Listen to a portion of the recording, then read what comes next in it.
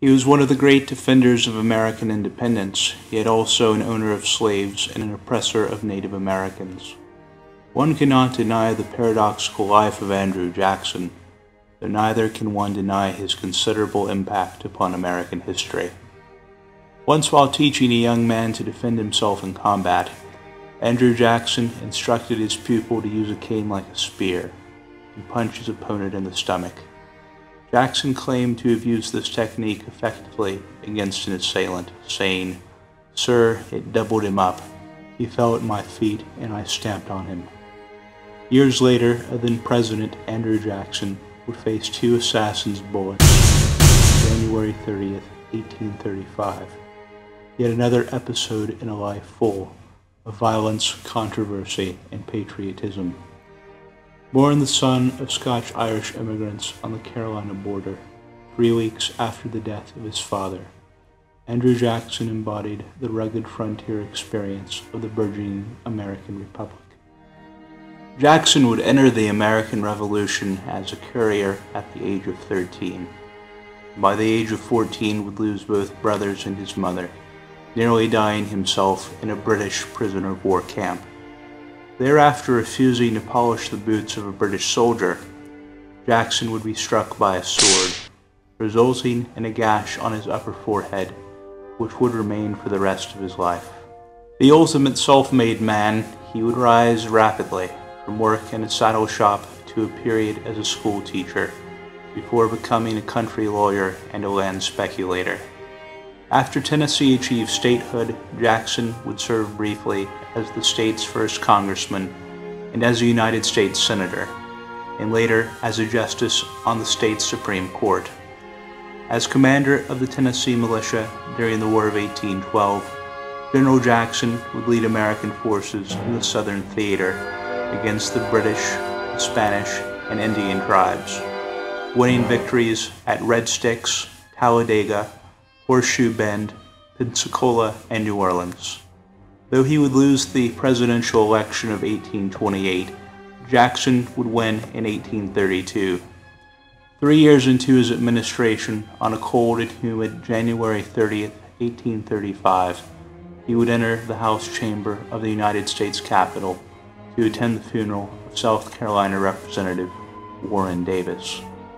Present on that day was Richard Lawrence, an insane and unemployed house painter. Lawrence was under the impression that he was the 15th century English King Richard III, and that he could resume his reign once he was paid a large sum of money owed to him by the United States government. Since Andrew Jackson stood in the way of Lawrence's kingship, his removal by assassination was seen as essential.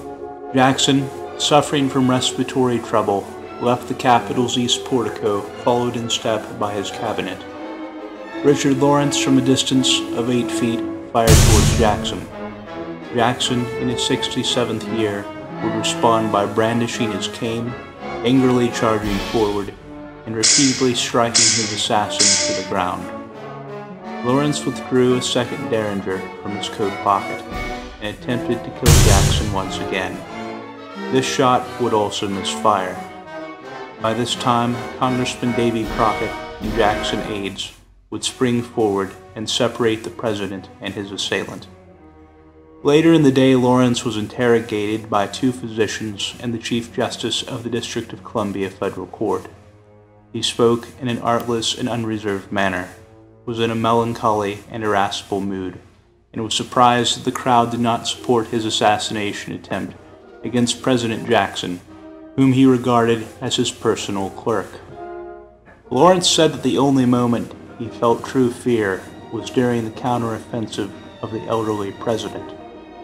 Meanwhile, the police test fired both of Lawrence's derringers, finding both guns worked without flaw, and were able to strike an inch-thick wooden board from a distance of 30 feet. The jury, after deliberating for 5 minutes, found Lawrence not guilty by reason of insanity. Jackson's assailant would spend the remainder of his life in a number of mental institutions before his death in 1861. The president suspected that Lawrence was used by his Whig opponents for the purpose of killing him, due to their persistent conflict over the existence of the United States Bank. Such accusations were never proven, and Jackson would serve 2 full terms as president before retiring to his cotton plantation, the Hermitage, where he would die in 1845.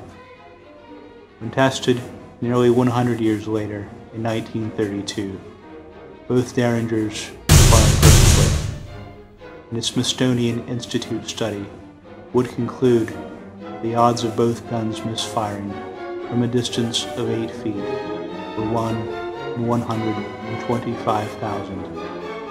The final chapter in what could be called the assassination of Andrew Jackson and his counterattack.